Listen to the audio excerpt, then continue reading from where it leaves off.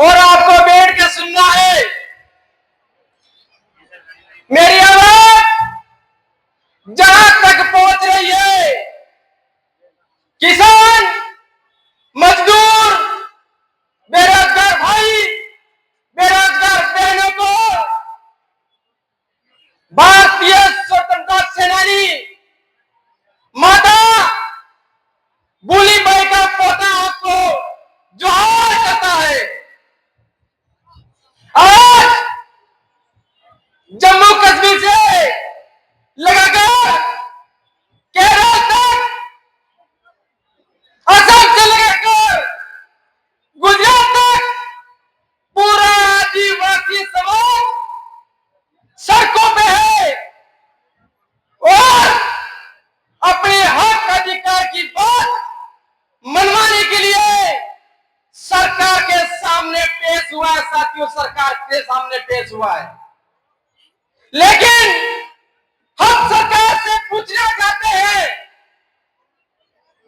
जब विकास की तुम बात करते हो तब आदिवासी का जंगल खत्म करते हो, आदिवासी की जमीन हड़पते हो, तो आदिवासी को बेदखल करते हो, तो ऐसा विकास हमें नहीं चाहिए। तुम्हारा विकास तुम्हारे पास रखो। लेकिन मेरे भाइयों, आज के समय में हमारी जमीनें हड़पी जा रही है, हमारे जंगल खत्म किए जा रहे हैं और हमारा पानी दूसरे क्षेत्र में पहुंचाया जा रहा है। मैं आपको एक बात यह बता देना चाहता हूं कि हमारे क्षेत्र में हमारे घरों का पानी, हमारे नदियों का पानी, हमारे नालों का पानी आज राजस्थान के सबसे ऊंचे पर जाकर पानी इकट्ठा हो रहा है। लेकिन ये दोगली सरकार उस पानी को प्रतापगढ़ से 300 किलोमीटर दूर ले जाने का काम करिए। साथियों, 300 किलोमीटर दूर ले जाने का काम करेंगे, लेकिन हमारी आवाज उठाने वाला इस राजस्थान में कोई नहीं बचा। साथियों, इस राजस्थान में कोई नहीं बचा है।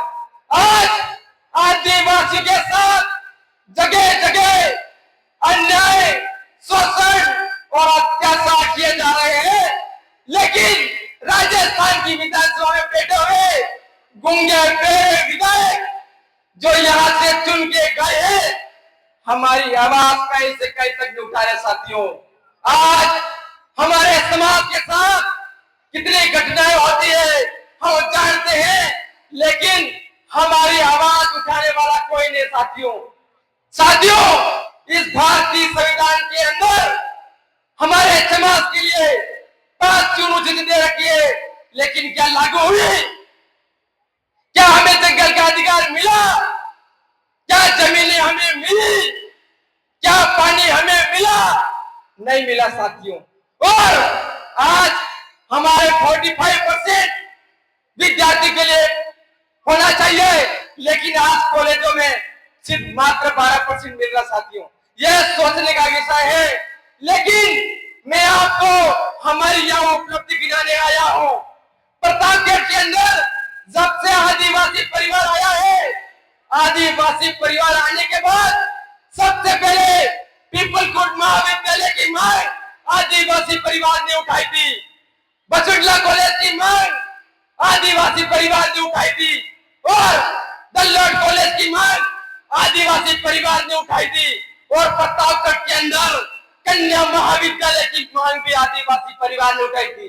साथियों, यह मत सोचना कि आदिवासी समाज कुछ नहीं दे रहा है। आज आदिवासी समाज के लोग सत्ता में जरूर नहीं पहुंचे हैं, लेकिन हमारा काम आदिवासी विचारधारा आने के बाद होता हुआ नजर आ रहा है। साथियों, लेकिन एक बात और मैं कह देना चाहता हूं, जो लोग अपने क्षेत्र में आदिवासी परिवार का साथ नहीं दे रहा है, सरपंच हो उखाड़ के फेंक दो, प्रधान हो उसको उखाड़ के फेंक दो। जो आदिवासी परिवार की विचारधारा मानेगा, आदिवासी परिवार के साथ चलेगा, उसको आगे मौका देना है, नहीं तो ये गूंगी बेरी सरकार आदिवासियों के साथ अन्याय, शोषण, अत्याचार करती रहेगी। साथियों, आपको पता है जिस प्रकार से उदयपुर के अंदर हमारी छोटी बिटिया पूजा मीणा को बिल को मार के फेंक दिया, नीमच के अंदर कन्हैया बिल को मार के फेंक दिया, लेकिन मध्य प्रदेश और राजस्थान की सरकार का मुंह तक नहीं खुला। ऐसी सरकारों की हमें कोई जरूरत नहीं है। आने वाले समय में हमें खुद सरकार बनना पड़ेगा और हमारे समाज के बारे में सोचना पड़ेगा साथियों, नहीं तो धीरे धीरे हम खत्म हो जाएंगे।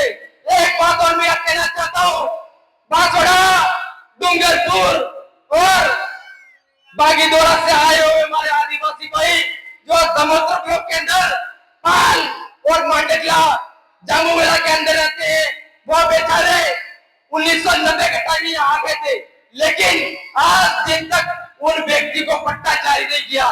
मैं यहाँ से राजस्थान की सरकार को कह देना चाहता हूँ, यह आदिवासियों की जमीन है, यह हमारा जंगल है, आप हमें पट्टा दे दीजिए, नहीं तो हम आने वाले समय में आपकी सरकार को खत्म करने का काम करेंगे। साथियों, आखिरी बात को मैं यहाँ कहते हुए मेरी वाणी को विराम देना चाहता हूँ।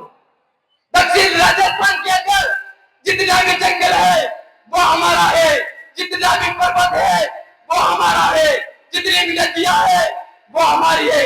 इसके अंदर जितने भी सोने की खाने, हीरे की खाने, तांबे के खाने, उससे पूरा अधिकार हमें होना चाहिए। मैं ज्यादा बात नहीं करते हुए मैं अपनी वाणी को विराम देता हूँ। आप सबने मुझे बोलने का मौका दिया, इतना मान सम्मान किया, उसके लिए खूब खूब धन्यवाद।